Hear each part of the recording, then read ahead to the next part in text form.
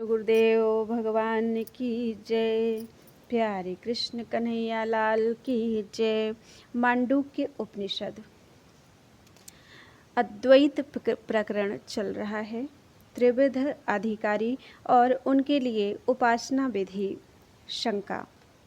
यदि एकमेवाद्वितीयम् इत्यादि श्रुतियों के अनुसार परमार्थतः एकमात्र नित्य शुद्ध बुद्ध मुक्त स्वभाव परमात्मा ही सत्य है, अन्य सब मिथ्या है, तो अरे इस आत्मा का साक्षात्कार करना चाहिए। जो आत्मा पाप रहित है वह अधिकारी कृतु उपास्य संबंधी संकल्प करे, आत्मा है इस प्रकार ही उपासना करे इत्यादि श्रुतियों द्वारा इस उपासना का उपदेश क्यों दिया गया है तथा अग्निहोत्रादि कर्म भी क्यों बतलाए गए हैं। समाधान। इसमें जो कारण है सो सुनो। आश्रमास्त्रिविधाहीनम् अध्यमोत्कृष्ट दृष्टयः उपासनोपदिष्टेयं तदर्थम अनुकंपया। आश्रम अर्थात अधिकारी पुरुष तीन प्रकार के हैं, हीन, मध्यम और उत्कृष्ट दृष्टि वाले। उन पर कृपा करके उन्हीं के लिए यह उपासना उपदेश की गई है। आश्रमाः अर्थात कर्माधिकारी, आश्रमी एवं सन्मार्गगामी वर्णी लोग, क्योंकि आश्रम शब्द उनका भी उपलक्षण कराने वाला है। तीन प्रकार के आश्रम हैं। किस प्रकार? हीन, मध्यम और उत्कृष्ट दृष्टि वाले, अर्थात जिनकी दृष्टि यानी दर्शन सामर्थ्य हीन, निकृष्ट, मध्यम और उत्कृष्ट हैं। ऐसे मंद, मध्यम और उत्तम बुद्धि की सामर्थ्य से संपन्न हैं। उन मंद और मध्यम दृष्टि वाले आश्रमादि के लिए ही इस उपासना और कर्म का उपदेश किया गया है। आत्मा एक और अद्वितीय ही है, ऐसी जिनकी निश्चित उत्तम दृष्टि है उनके लिए उसका उपदेश नहीं है। दयालु वेद ने उसका इसीलिए उपदेश किया है कि जिससे वे किसी प्रकार सन्मार्गगामी होकर जिसका मन से मनन नहीं किया जा सकता, बल्कि जिसके द्वारा मनन किया कहा जाता है, उसी को तू ब्रह्म जान।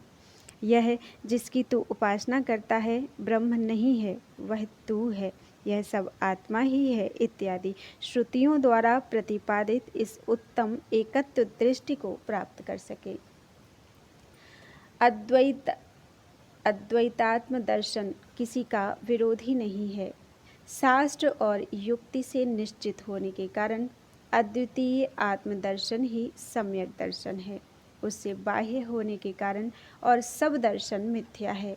द्वैतवादियों के दर्शन इसलिए भी मिथ्या हैं क्योंकि वे राग द्वेष आदि दोषों के आश्रय हैं।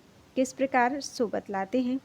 स्वसिद्धान्त्य व्यवस्थासु द्वैतिनो निश्चिता दृढ़ं परस्परं विरुध्यन्ते तैरयं न विरुध्यते। द्वैतवादी अपने अपने सिद्धांतों की व्यवस्था में दृढ़ आग्रही होने के कारण आपस में विरोध रखते हैं, परंतु यह अद्वैत आत्मदर्शन उनसे विरोध नहीं रखता।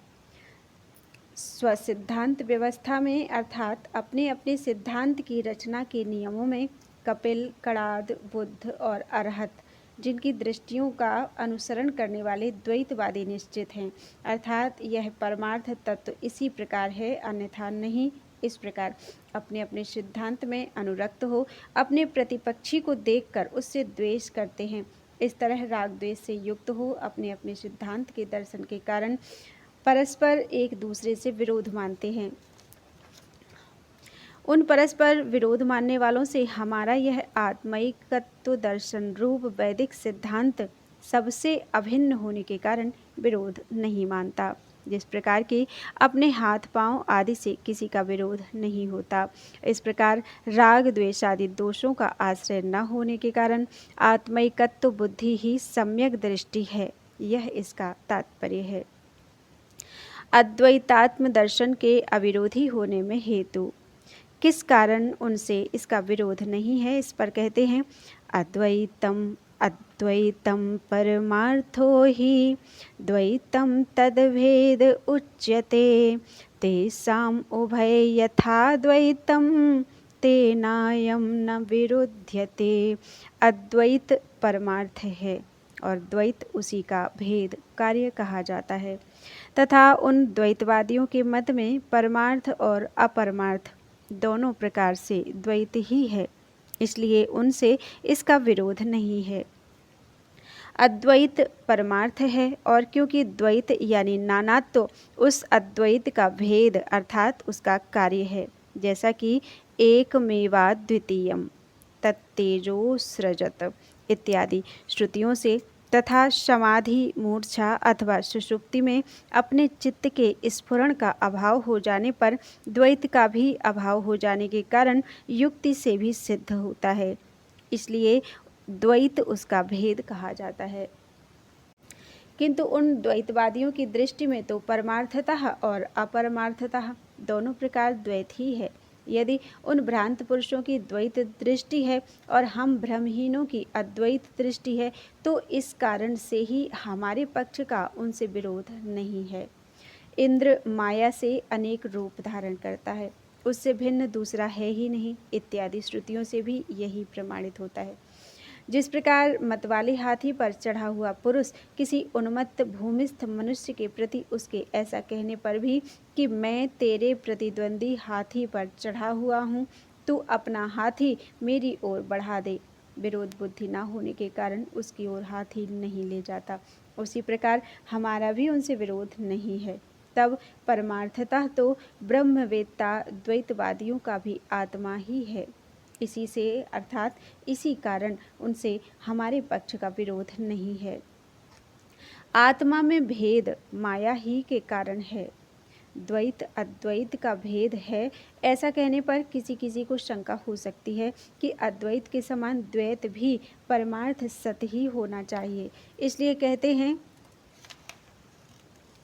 मायया विद्यते ह्येतन् नान्यथाजं कथंचन तत्त्वतो विद्यमाने हि मर्त्यताम् अमृतं व्रजेत। इस अजन्मा अद्वैत में माया ही के कारण भेद है और किसी प्रकार नहीं। यदि इसमें वास्तविक भेद होता तो यह अमृत स्वरूप मरणशीलता को प्राप्त हो जाता। जो परमार्थ सत अद्वैत है वह तिमिर दोष से प्रतीत होने वाले अनेक चंद्रमा और सर्पधार आदि भेदों से विभिन्न दिखने वाली रज्जु के समान माया से ही भेदवान प्रतीत होता है, परमार्थता नहीं, क्योंकि आत्मा निरवयव है। जो वस्तु सावयव होती है वही अवयवों के भेद से भेद को प्राप्त होती है। जिस प्रकार घट आदि भेदों से मृत्तिका, अतः निरवयव और अजन्मा आत्मा माया के सिवा और किसी प्रकार भेद को प्राप्त नहीं हो सकता, यह इसका अभिप्राय है। यदि उसमें तत्वतः भेद हो तो अमृत अज अद्वय और स्वभाव से सत स्वरूप होकर भी आत्मा मर्त्यता को प्राप्त हो जाएगा। जिस तरह की अग्नि शीतलता को प्राप्त हो जाए और अपने स्वभाव से विपरीत अवस्था को प्राप्त हो जाना संपूर्ण प्रमाणों से विरुद्ध होने के कारण किसी को इष्ट नहीं हो सकता। अतः अज और अद्वितीय आत्म तत्व माया से ही भेद को प्राप्त होता है, परमार्थता नहीं, इसलिए द्वैत परमार्थ सत नहीं है। जीवोत्पत्ति सर्वथा असंगत है। अजातस्यैव भावस्य जातिमिच्छन्ति वादिनः अजातो ह्यमृतो भावो मर्त्यतां कथमेष्यति। द्वैतवादी लोग जन्महीन आत्मा के भी जन्म की इच्छा करते हैं, किंतु जो पदार्थ निश्चय ही अजन्मा और मरणहीन है वह मरणशीलता को किस प्रकार प्राप्त हो सकता है। किंतु जो कोई उपनिषदों की व्याख्या करने वाले बहुभाषी ब्रह्मवादी लोग अजात और अमृत स्वरूप आत्मतत्व की जाति यानी उत्पत्ति परमार्थता ही सिद्ध करना चाहते हैं, उनके मत में यदि वह उत्पन्न होता है तो अवश्य ही मरणशीलता को भी प्राप्त हो जाएगा, किंतु वह आत्मतत्व स्वभाव से अजात और अमृत होकर भी किस प्रकार मरणशीलता को प्राप्त हो सकता है। अतः तात्पर्य यह है कि वह किसी प्रकार अपने स्वभाव से विपरीत मरणशीलता को प्राप्त नहीं हो सकता, क्योंकि न भवत्यमृतं मर्त्यं न मर्त्यम् अमृतं तथा प्रकृतेरन्यथा भावो न कथंचित् भविष्यति। मरणहीन वस्तु कभी मरणशील नहीं होती और मरणशील कभी अमर नहीं होती। किसी भी प्रकार स्वभाव की विपरीतता नहीं हो सकती। लोक में मरणहीन वस्तु मरणशील नहीं होती और न मरणशील वस्तु मरणहीन होती है। अतः अग्नि की उष्णता के समान प्रकृति अर्थात स्वभाव की विपरीतता अपने स्वरूप से च्युति किसी प्रकार नहीं हो सकती। उत्पत्तिशील जीव अमर नहीं हो सकता। स्वभावेनामृतो यस्य भावो गच्छति मर्त्यताम् कृतकेनामृतस्तस्य कथम स्थास्यति निश्चलः।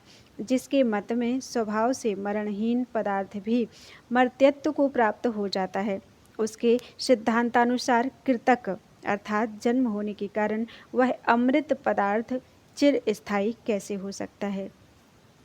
किंतु जिस वादी के मत में स्वभाव से अमृत पदार्थ भी मर्त्यता को प्राप्त होता है अर्थात परमार्थतः जन्म लेता है, उसकी यह प्रतिज्ञा कि उत्पत्ति से पूर्व वह पदार्थ स्वभाव से अमरण धर्म है, मिथ्या ही है। यदि ऐसा ना माने तो फिर कृतक होने के कारण उसका स्वभाव अमृतत्व कैसे हो सकता है, और इस प्रकार कृतक होने से ही वह अमृत पदार्थ निश्चल यानी अमृत स्वभाव भी कैसे रह सकता है, अर्थात वह कभी ऐसा नहीं रह सकता। अतः आत्मा का जन्म बतलाने वाले के मत में तो अजन्मा वस्तु कोई है ही नहीं, उसके लिए यह सब मरणशील ही है। इससे यह अभिप्राय हुआ कि उसके मत में मोक्ष होने का प्रसंग है ही नहीं। सृष्टि श्रुति की संगति शंका। किंतु अजातिवादी के मत में सृष्टि का प्रतिपादन करने वाली श्रुति की प्रामाणिकता सिद्ध नहीं होती। समाधान: हाँ ठीक है, सृष्टि का प्रतिपादन करने वाली श्रुति भी है, किंतु उसका उद्देश्य दूसरा है। उपायः सोऽवताराय, इस प्रकार हम उसका उद्देश्य पहले बता ही चुके हैं। इस प्रकार यद्यपि इस शंका का पहले समाधान किया जा चुका है, तो भी सृष्टि श्रुति के अक्षरों की अनुकूलता का हमारे विवक्षित अर्थ से विरोध है। इस शंका का परिहार करने के लिए ही इस समय तत्संबंधी शंका और समाधान का पुनः उल्लेख किया जाता है।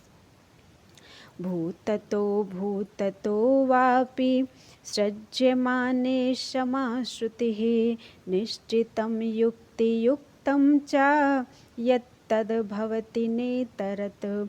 पारमार्थिक अथवा अपारमार्थिक किसी भी प्रकार की सृष्टि होने में श्रुति तो समान ही होगी, अतः उनमें जो निश्चित और युक्ति युक्त मत हो वही श्रुति का अभिप्राय हो सकता है, अन्य नहीं।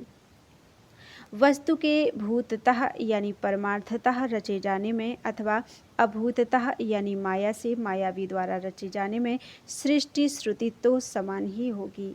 यदि कहो कि गौड़ और मुख्य दोनों अर्थ होने पर शब्द का मुख्य अर्थ लेना ही उचित है, तो ऐसा कहना ठीक नहीं, क्योंकि अन्य प्रकार से न तो सृष्टि सिद्धि ही होती है और न उसका कुछ प्रयोजन ही है। यह हम पहले कह चुके हैं। आत्मा बाहर भीतर विद्यमान और अजन्मा है। इस श्रुति के अनुसार सब प्रकार की गौड़ और मुख्य सृष्टि आविद्यक सृष्टि संबंधिनी ही है, परमार्थतः नहीं।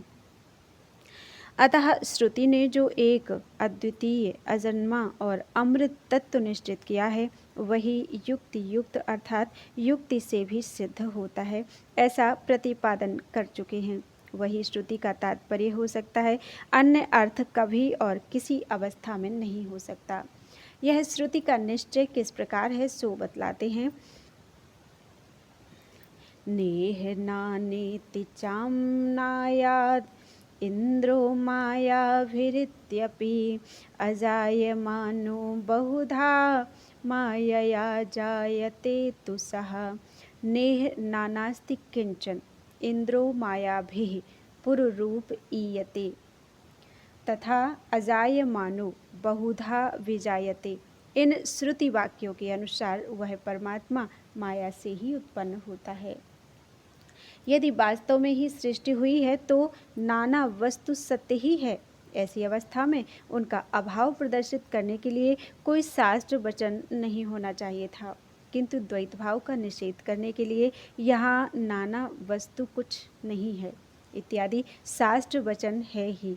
अतः प्राण संवाद के समान आत्मिकत्व की प्राप्ति के लिए कल्पना की हुई सृष्टि अयथार्थ ही है, क्योंकि इंद्र माया से अनेक रूप हो जाता है। इस श्रुति में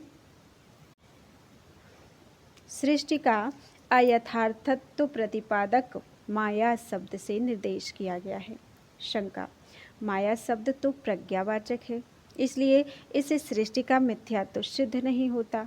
समाधान: ठीक है, आविद्यक होने के कारण इंद्रिय प्रज्ञा का मायात्व माना गया है, इसलिए उसमें कोई दोष नहीं है। अतः माया से अर्थात अविद्या रूप इंद्रिय प्रज्ञा से जैसा कि उत्पन्न ना होकर भी अनेक प्रकार से उत्पन्न होता है, इस श्रुति से सिद्ध होता है। अतः वह माया से ही उत्पन्न होता है। यहाँ तु शब्द निश्चयार्थक है, अर्थात माया से ही उत्पन्न होता है। अग्नि में शीतलता और उष्णता के समान जन्म ना लेना और अनेक प्रकार से जन्म लेना एक ही वस्तु में संभव नहीं है। उस अवस्था में एकत्व का साक्षात्कार करने वाले पुरुष को क्या मोह और क्या शोक हो सकता है इत्यादि श्रुति के अनुसार फलयुक्त होने के कारण तथा जो नानात्व देखता है वह मृत्यु से मृत्यु को प्राप्त होता है। इस श्रुति से सृष्टि आदि भेद दृष्टि की निंदा की जाने के कारण भी आत्मैकत्व दर्शन ही श्रुति का निश्चित अर्थ है। बोलो वृंदावन बिहारी लाल की जय। त्वदीयं वस्तु गोविंदं तुभ्यमेव समर्पितम्।